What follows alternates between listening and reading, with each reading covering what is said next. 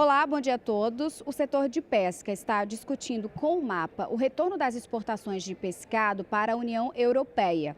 As exportações estão suspensas há 14 meses por questões sanitárias. A ministra disse que as negociações com o bloco econômico estão sendo realizadas com cautela. Em janeiro, o Ministério enviou um documento a autoridades da União Europeia sobre as pendências para exportação dos produtos. E o Ministério da Agricultura está criando o selo artesanal para identificar os produtos artesanais. Essa identificação é para garantir a comercialização entre os estados de alimentos de origem animal produzidos de forma artesanal. E o plantio de soja tem se espalhado por áreas, especialmente onde se planta arroz. Segundo uma projeção do Instituto Rio Grandense do Arroz, em breve a oleaginosa deve ocupar quase 50% dos hectares hoje destinados ao arroz. São essas as informações dessa segunda. Uma ótima semana para todos. Catarina Martorelli para o SBA. Estudo da Agência Nacional de Aviação Civil, a ANAC, mostra que o estado de Mato Grosso tem a maior frota de aviões agrícolas do país. O repórter Valdir Pacheco foi buscar essas informações e traz agora para você ligado aqui no Bom Dia Produtor.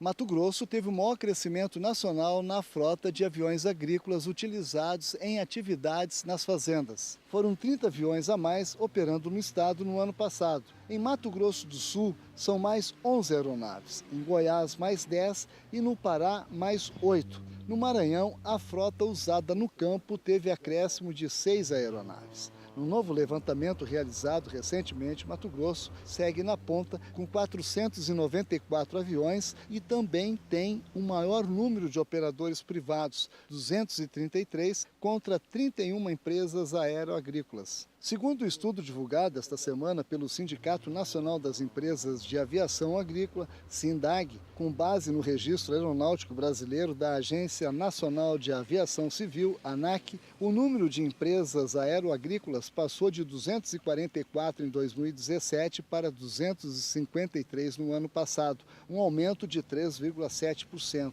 E de operadores privados, que são os agricultores, cooperativas, que têm suas próprias aeronaves, que eram 565 em 2017 e chegaram a 585 no ano passado, um aumento de 3,5%. Segundo o estudo, a frota aeroagrícola brasileira está dividida em 2.182 aviões e 12 helicópteros. São 1.461 aeronaves, o que corresponde a 66,59%, estão com 253 empresas aeroagrícolas, operadores de serviços aéreos especializados que prestam serviços para os produtores. O Brasil segue com a segunda maior força aérea agrícola do planeta, atrás apenas dos norte-americanos, que possuem cerca de 3.600 aeronaves.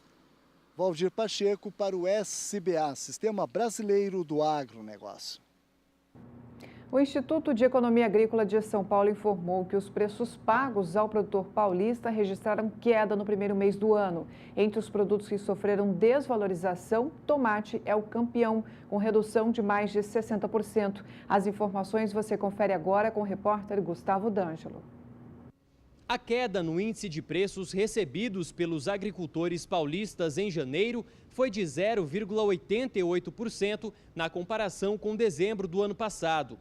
Os produtos que apresentaram as maiores altas foram feijão, trigo, milho e cana-de-açúcar. As maiores quedas de preços foram observadas nos seguintes produtos: tomate para mesa, banana nanica, ovos e laranja para mesa. Já no acumulado dos últimos 12 meses, o IQPR variou positivamente em 11,3%.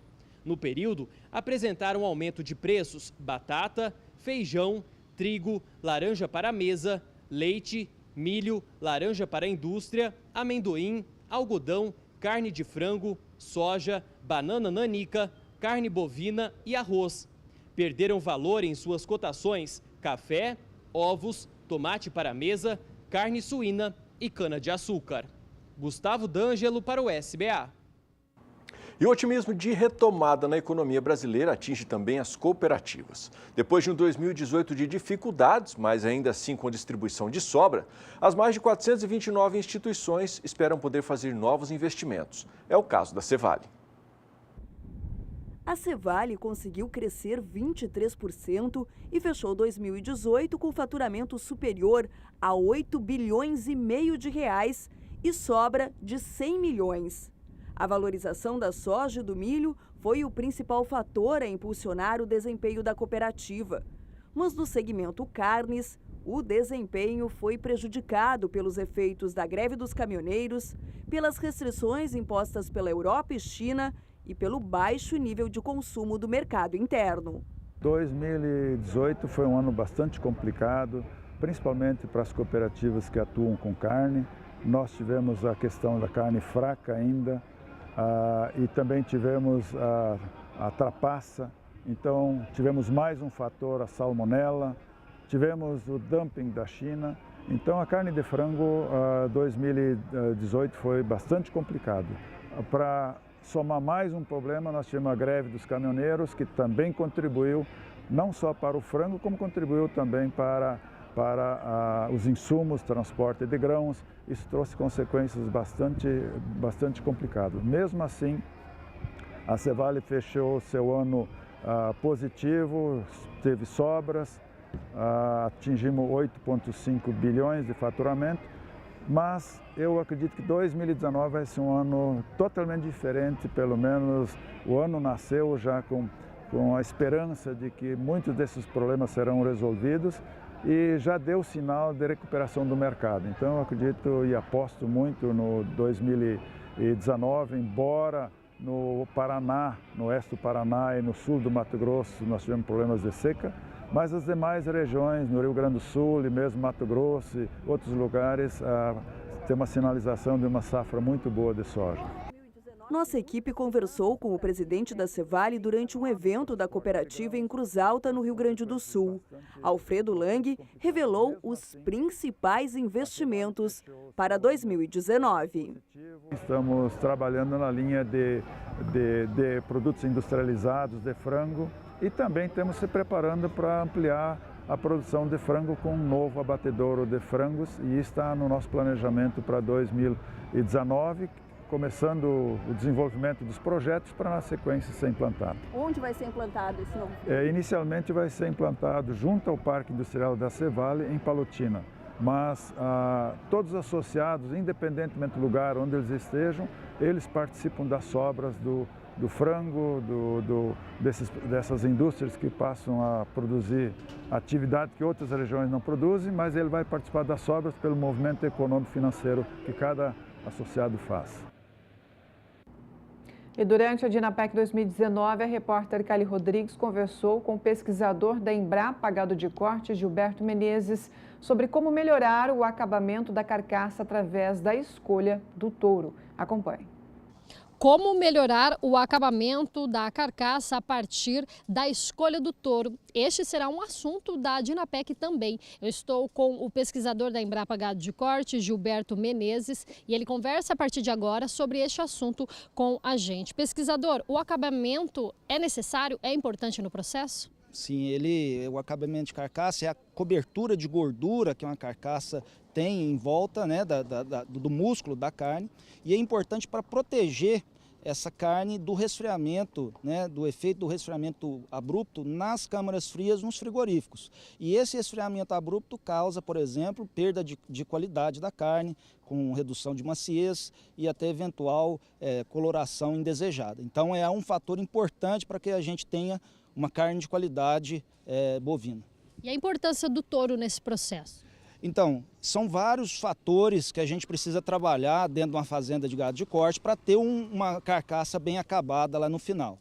Mas um dos fatores é escolher um touro com base em resultados de avaliação genética, onde a gente tem DEPs, né, as diferenças esperadas na progênie para acabamento de carcaça, que hoje a gente tem para várias raças hoje no Brasil, né? A gente tem essa informação no sumário de touros e aí você ir lá escolher touros que são bem avaliados para acabamento e utilizá-los na sua fazenda, que isso vai ter um efeito lá na frente com carcaças mais bem acabadas. Importante dizer, isso é um dos fatores usados. É claro que tem aspectos de nutrição, manejo que vão influenciar isso também, mas certamente o touro bem escolhido tem muita influência no resultado final. Doutor, você já tem experimentos que comprovam a importância desse processo hoje na prática para demonstrar para o produtor rural? Com certeza, nós iremos apresentar os primeiros resultados de pesquisas realizadas num grande projeto que a gente tem na Embrapa, chamado Mais Precoce, que o foco é justamente gerar soluções para o produtor que quer produzir um animal de maior qualidade, mais jovem, e a gente identificou isso nos nossos experimentos, que essa escolha de touros, que tem boas DEPs, bem avaliados, no sumário de touros, no final tiveram melhores acabamentos de carcaça, né? Mesmo variando situações, acabamento a pasto, em semi-confinamento, em confinamento, essa diferença se manteve. O experimento baseou-se em usar touros muito bem avaliados para acabamento e mal avaliados, quer dizer, pegar os extremos e depois a gente vê o efeito disso no final. E mostrou-se que, de fato, se escolher bem os touros, você consegue um melhor resultado e isso vai reverter em melhores resultados para o produtor e, em última instância, para o consumidor de uma carne melhor. Obrigada, doutor, pelas suas informações. Direto da Dinapec 2019, Kylie Rodrigues para o SBA. Bom, e pensando então no bem-estar animal, facilidade no manejo e sustentabilidade do ecossistema, uma nova tecnologia de mangueiros está sendo apresentada na sede da Embrapa Gado de Corte durante a Dinapec. O repórter José Cunha foi conhecer de perto um pouco mais e fala mais deste assunto. A tecnologia está cada vez mais presente no setor pecuário e pensando no bem-estar do animal, é importante que o produtor tenha um mangueiro de qualidade. Eu vou conversar com o Denis Defance, ele que é diretor técnico e comercial da Tramasul, e vai dizer para a gente qual que é o grande diferencial que os mangueiros oferecem hoje em dia. Bom, especificamente esse mangueiro, que é o EA 120, que ele vem numa classificação de tamanho variável, ele oferece um tamanho e o desenho dele muito especial para que o animal possa ter a movimentação dele feita com a maior suavidade e maior naturalidade. Considerou-se toda a necessidade de movimentação e as reações típicas do bovino e desenhamos o mangueiro em volta disso. Então nós temos um desenho que é bastante diferente dos demais e esse mangueiro, sem dúvida nenhuma, oferece um nível de impacto muito baixo e atende às boas práticas da agropecuária previstas pela Embrapa e é um produto com uma facilidade de movimentação do gado muito grande. A segurança do operador, o conforto do animal, o conforto dos operadores, enfim, é muito rápido. O embarque desse sistema é facílimo. Quais são os modelos disponíveis hoje no mercado e que o produtor pode estar instalando na propriedade? Esse mangueiro ele é apresentado em 3 tamanhos. Ele tem um tamanho para 60 cabeças nos depósitos, 120 e 180. Isso atende a maior parte das propriedades, porque hoje ninguém mais enche um mangueiro como se fazia antigamente. Então, se você tem a necessidade, faz uma manga ao redor e pode trabalhar, inclusive, com mangueiros pequenos, sem ter gastos muito elevados. Uma outra questão que sempre se fala é na sustentabilidade. O que esses mangueiros oferecem em termos de sustentabilidade? Bom, nenhuma peça desse mangueiro saiu de uma mata nativa. Então, os animais silvestres têm o seu habitat preservado e esse material vem de um reflorestamento, ou seja, uma floresta que é plantada com esse objetivo de atender a construção rural, a construção civil e como ele é tratado, tem uma alta durabilidade, isso faz com que esse investimento dure muito tempo, diminuindo a pressão sobre as matas nativas. Isso é muito positivo. Tá certo, Denis, obrigado pelas suas informações. José Cunha para o SBA. E durante a Dinapec 2019, o Fabiano Reis conversou com o presidente da Associação dos Criadores de Nelore do Brasil sobre os desafios da produção de carne bovina brasileira e também o que esperar para o futuro. Vamos conferir. Eu acredito que a carne brasileira é uma carne de grande qualidade. Só que nós estamos num processo evolutivo de produção. Nós ainda aqui no Brasil temos uma grande diferença de produção e de qualidade de carne entre os produtores. E o nosso trabalho agora é no sentido de tornar mais homogênea essa produção, essa qualidade, para que todos possam produzir de uma forma semelhante e de uma forma satisfatória. Para isso, nós temos que orientar os produtores a produzirem com sustentabilidade, com produtividade, animais cada vez mais precoces. A influência da genética, do melhoramento genético, da nutrição, do manejo dos animais. Dessa forma, nós teremos uma carne de maior qualidade, mais saborosa, mais suculenta, mais macia e com segurança alimentar, além de todos os meios de oferecer um bem-estar aos animais abatidos. Nabi, uma coisa que chama muita atenção é produzir essa carne. Você acabou de citar uma série de adjetivos, uma série de predicados sobre a carne bovina brasileira, que nós temos diversos pecuaristas pelo país que atingem esse patamar, outros ainda não conseguem, e fazer isso com o desafio de ter esse fator de sustentabilidade, de ter o fator, como nós dizíamos hoje mais cedo, de produzir mais em espaços menores, né, com mais produtividade. Como é que isso na fazenda, e especificamente na raça Nelore, como é que isso na fazenda tem funcionado? Como é que esses índices têm sido trabalhados nas propriedades? Nós já conseguimos, nos últimos anos, um grande progresso. Até alguns anos nós tínhamos em torno de 185 milhões de hectares de pastagem. Hoje nós temos em torno de 165 milhões de pastagens e com a população bovina muito maior e muito melhor. Então, como conseguir esse milagre? Através de uma produção vertical. Nós temos que parar com o crescimento horizontal, através de desmatamentos e outros meios, e partirmos para uma produção que mais o pecuarista conhece. É produzir com conhecimento, com capacitação e utilizando todas essas tecnologias que nós temos em mãos e também utilizando as informações dos institutos de pesquisas, como a Embrapa. A Embrapa tem uma grande influência nisso. Para dizer a verdade, eu considero os 3 pontos básicos do crescimento da pecuária brasileira e da pecuária ter se tornado esse boom no mundo inteiro e tornando o país o maior exportador no mundo, há 3 fatores: Nelore, Braquiária e Embrapa. Foi a junção desses 3 que constituiu no maior fator de crescimento da pecuária brasileira.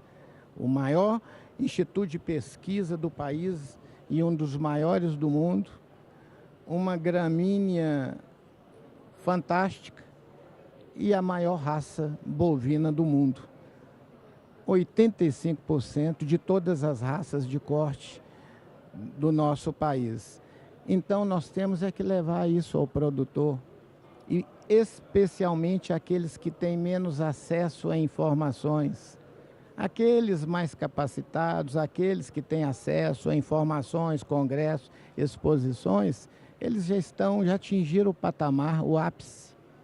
Nós temos que diminuir as diferenças, tornar aquele que tem menor produtividade, menor produção, menor rentabilidade, próximo daquele que tem maior.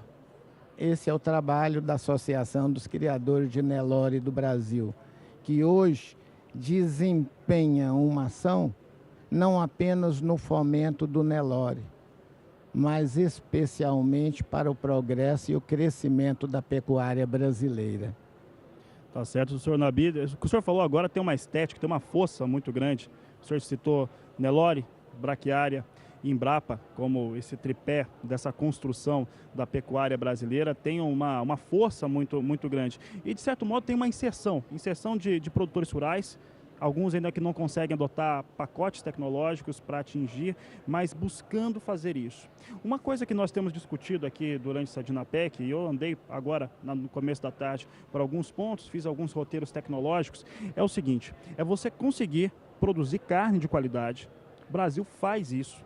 Nós temos diversos polos de produção de qualidade e fazer com que essa carne, com que esses animais e posteriormente essa carne seja comercializada de fato pelo seu valor agregado. Esse é um ponto importante. Como que a comercialização pode mudar? O que tem que ser feito para que se tenha a percepção real dessa qualidade superior hoje que é produzida no Brasil? Você tocou no ponto principal.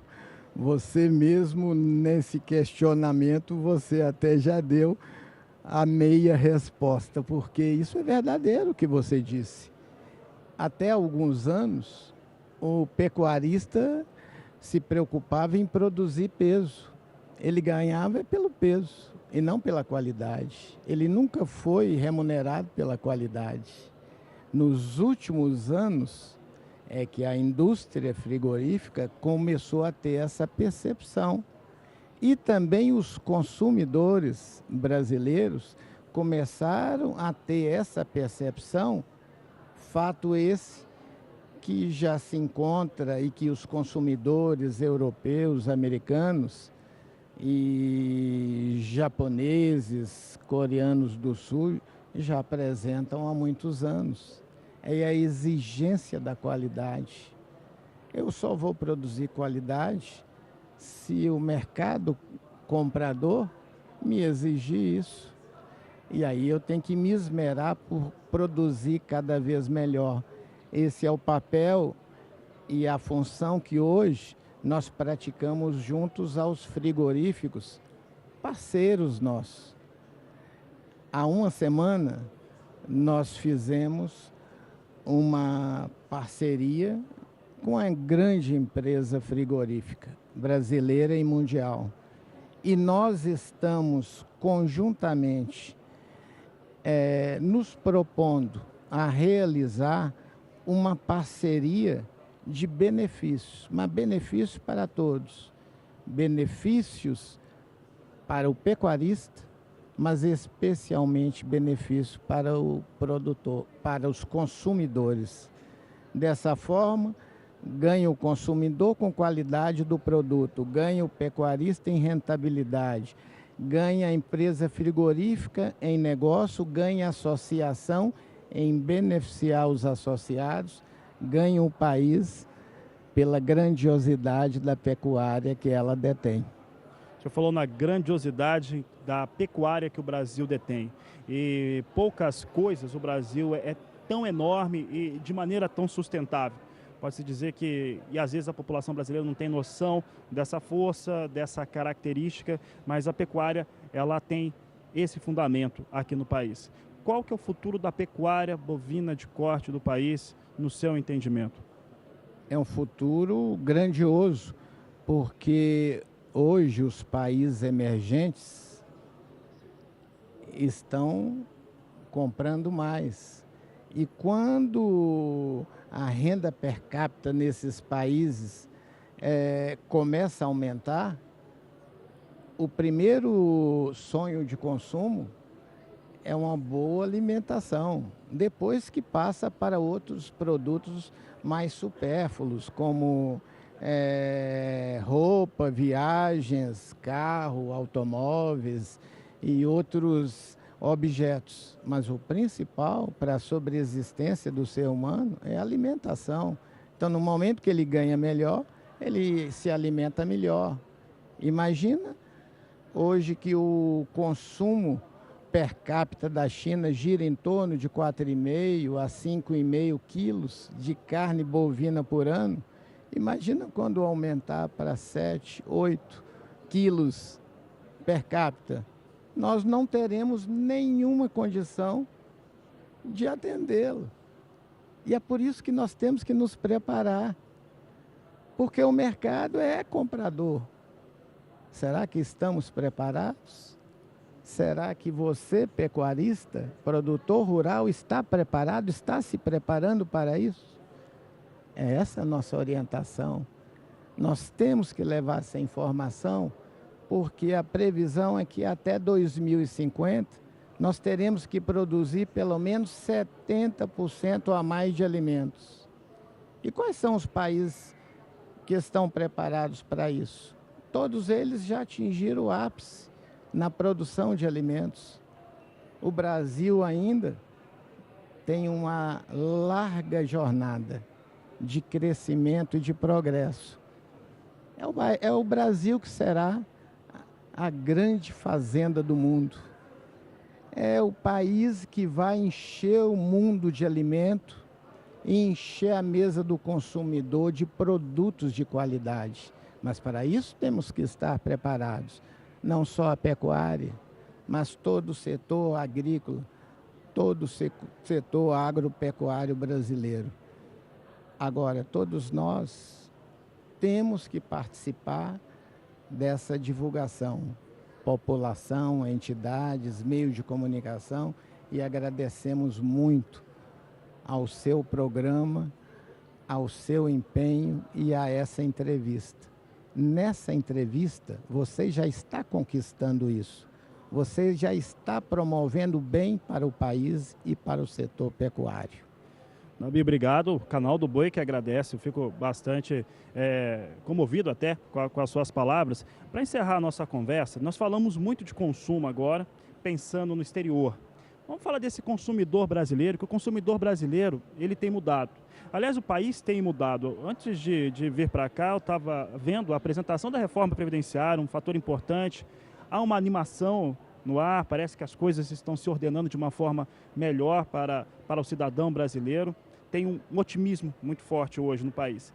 E esse consumidor brasileiro, ele, ao mesmo tempo que ele quer consumir mais, você tem uma fatia que quer consumir mais carne e ponto, tem muita gente que quer consumir com mais qualidade também. Como é que esse consumidor do Brasil, ele se encaixa hoje para a carne vermelha, para a carne produzida pela raça Nelore? O consumidor brasileiro é como todo consumidor em todo o mundo. O seu termômetro e a sua bússola é a sua renda. Quanto maior a renda, melhor é o seu gasto e o seu recurso com alimento, e com alimento de qualidade.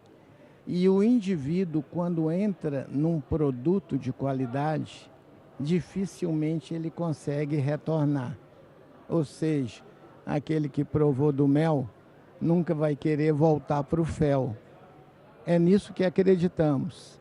Esse é o trabalho da Associação dos Criadores de Nelore do Brasil. É produzir cada vez melhor. É estimular o nosso associado a produzir melhor.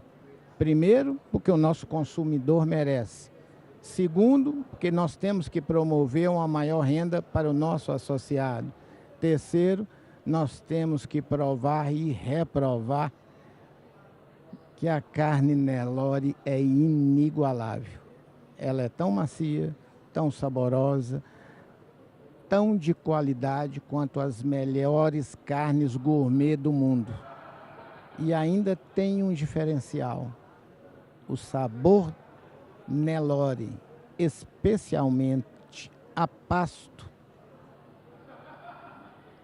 é um produto que nenhuma raça do mundo um dia chegará. E isso é uma bandeira nacional que já foi batida e socada nesse território. E é por isso que Nelore é a raça e a carne do Brasil. A Dinâmica Agropecuária trouxe para os visitantes os roteiros tecnológicos para auxiliar o produtor rural no dia a dia do campo através de ferramentas, aumentando assim o rendimento da atividade pecuária. Alessandro Coelho, que é produtor rural, participou do evento que terminou na última sexta-feira e ressalta ainda a importância dessa grande feira. Acompanhe. A Dinâmica Agropecuária, conhecida Dinapec, é realizada pela Embrapa Gado de Corte, juntamente com o sistema FamaSul. Uma feira direcionada a técnicos, estudantes e, claro, produtor rural. Neste momento eu estou com o Alessandro Coelho, que é produtor rural e está prestigiando o evento. Alessandro, qual que é a importância de uma feira como essa para vocês, produtores? É de fundamental importância a uma feira como a Dinapec, em especial realizado pela Embrapa Gado de Corte, tendo em vista que a pecuária tem sido um setor que está extremamente apertado a longa data, passando por dificuldades, e nós precisamos de alternativas para buscar maior eficiência para diminuir custos. O produtor aprova essa iniciativa? Sim, o produtor não só aprova, como temos que estar todos juntos, presentes, nos fazer presentes e estarmos aqui para ver essas novas tecnologias. Tem muitos produtos, muitas variedades novas de forrageiras, sistemas de cultivo que ampliam a área para outras áreas, para você buscar novas tecnologias para implantar dentro da sua propriedade. Essa questão do network, né, que os pesquisadores ficam aqui, os técnicos também, para conversar com o produtor rural sobre alguma dúvida possível, isso também é importante. Sim, o network é extremamente importante, principalmente com os pesquisadores, porque existe muita carência de informação no campo. E aqui tem os campos de experimentação. Então, melhor que a gente experimentar e errar na nossa atividade é vir aqui e ver os experimentos que estão dando certo para a gente poder aplicar na nossa atividade. Obrigada pelas suas informações. Direto da Dinapec 2019, Caílio Rodrigues para o SBA.